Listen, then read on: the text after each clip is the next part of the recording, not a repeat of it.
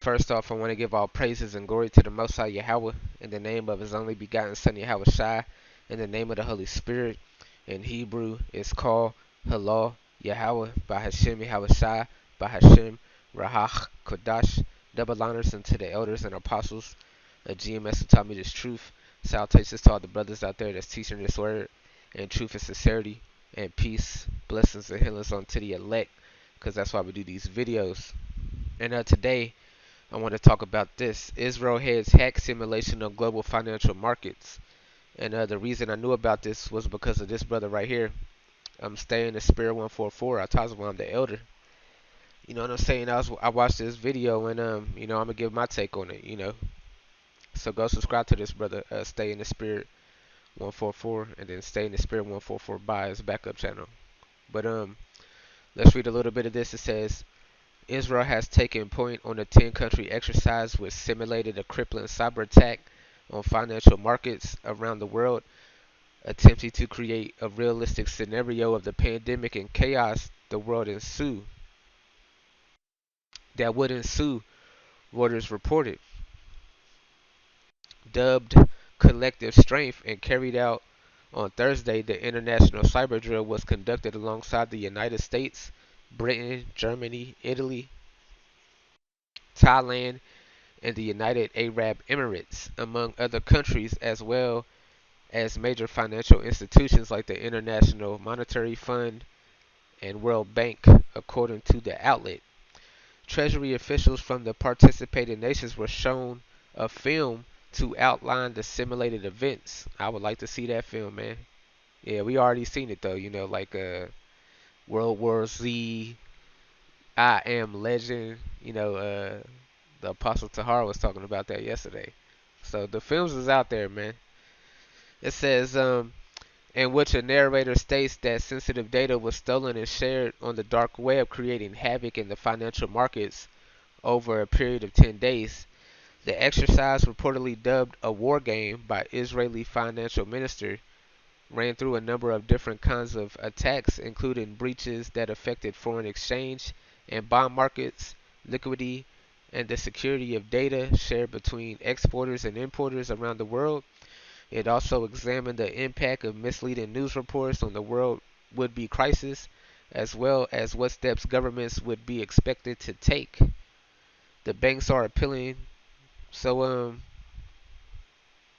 I don't need to read more of this. Okay, so um, basically they're doing a drill before they're gonna, carry out their plans, just like before the lockdowns and all that stuff. Because of the pestilence or whatever, they had Event 201 where they ran through everything that was going to happen.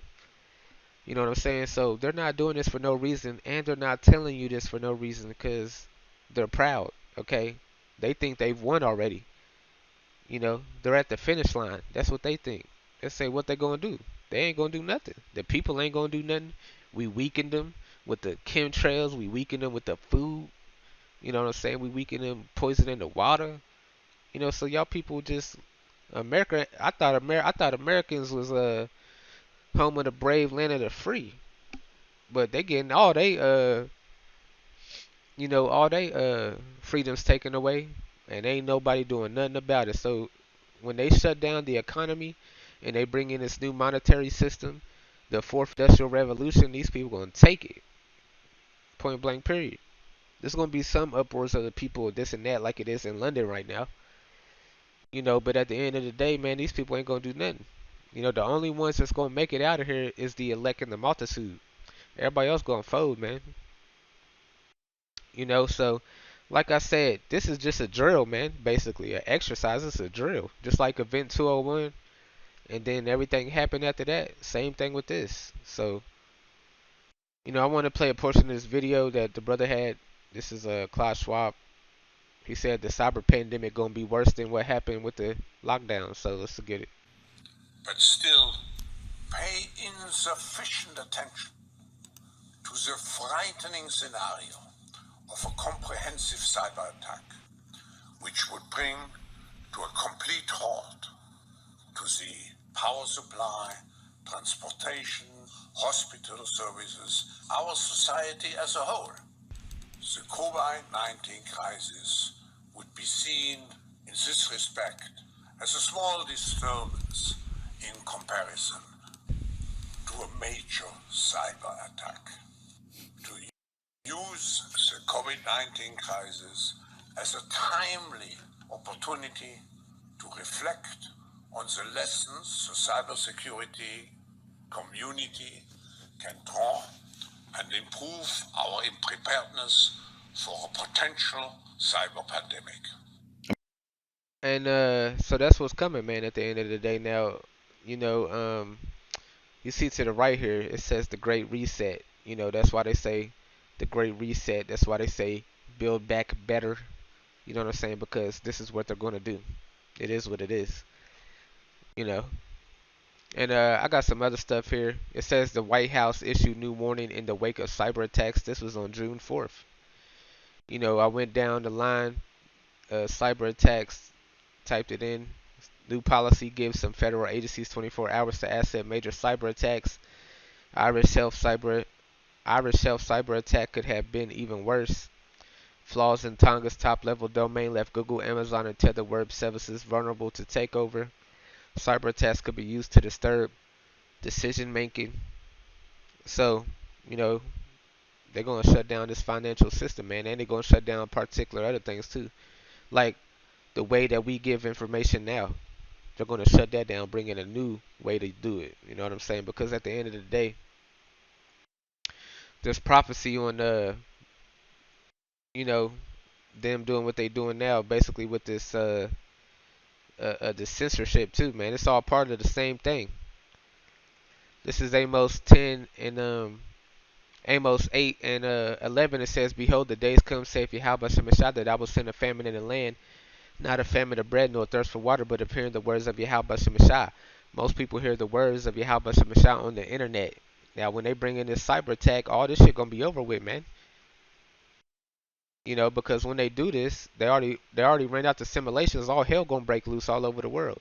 Then they're gonna bring in the problem, reaction, solution, and then people ain't gonna be trying to give you the truth after that. We're gonna be in Jacob's trouble, man. You know, point blank, period. This is Zephaniah 1 and 10. It says, "And it shall come to pass in that day, saith Yahweh Shemashah, that there shall be a noise of a cry from the fish gate, and a howling from the second, and a great crashing from the hills. Howbeit, ye inhabitants of Meek for all the merchant people are cut down, and all they that bear silver are cut off." So when they bring in a cyber attack, it shuts down the economy. You know, they're going to bring in a new system, problem, reaction, solution. You know, but before that, it's all hell going to be breaking loose everywhere, man.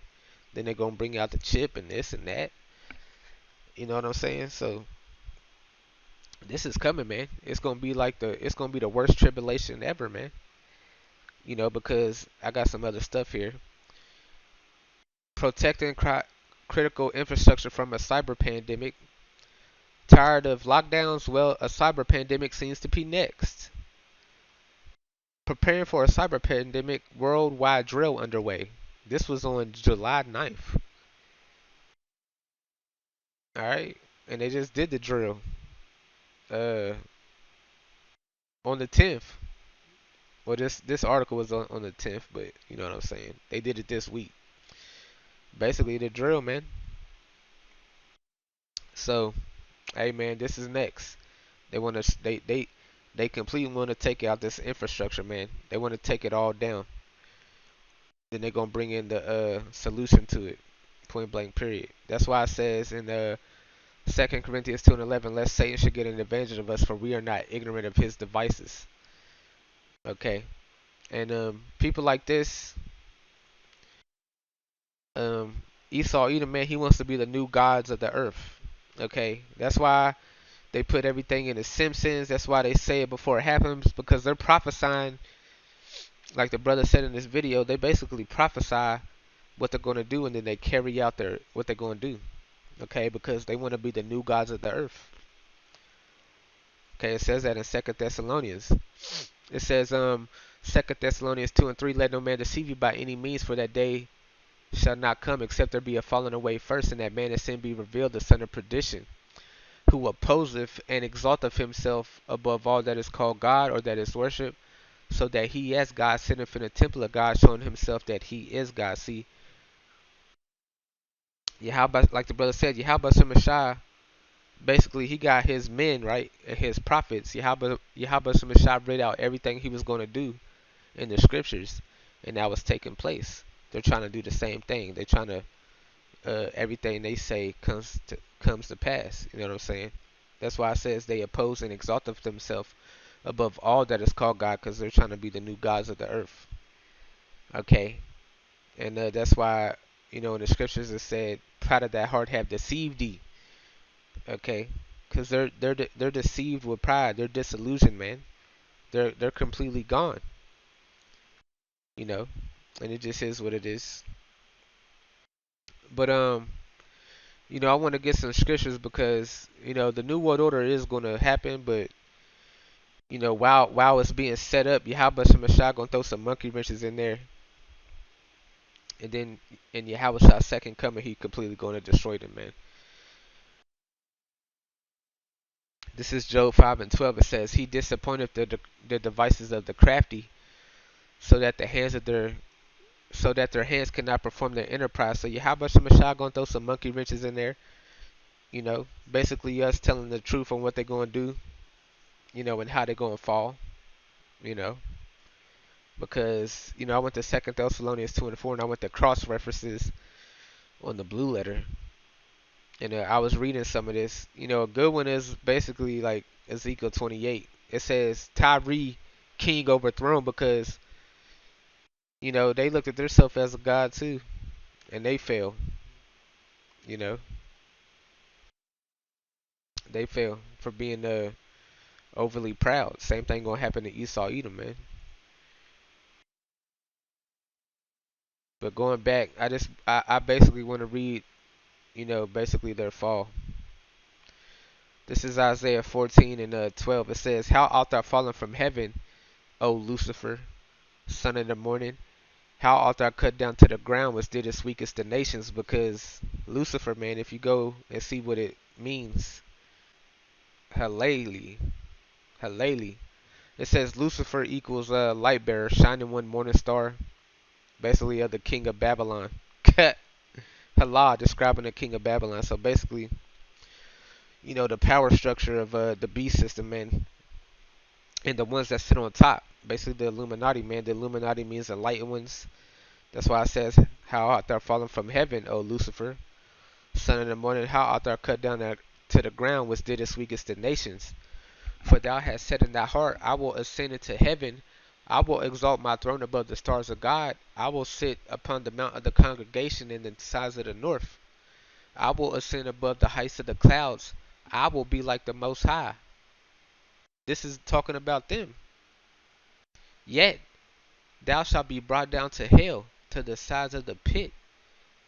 They that see thee shall never look upon thee, and consider thee, saying, Is this the man that did weakest the nations?" Is this the man right here? These people. These ugly ass niggas.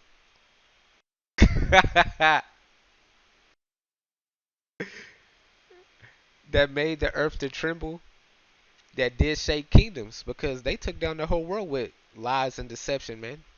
That made the world a wilderness and destroyed the cities thereof, that opened not the house of the prisoners, because they got the real Israelites in prison today, in slavery. So Yahweh Shemashah is going to destroy these people, man. They're not going to be able to set up the New World Order completely. You know, basically when they start chipping people, Yahweh Shemashah going to knock their ass off their high horse, man.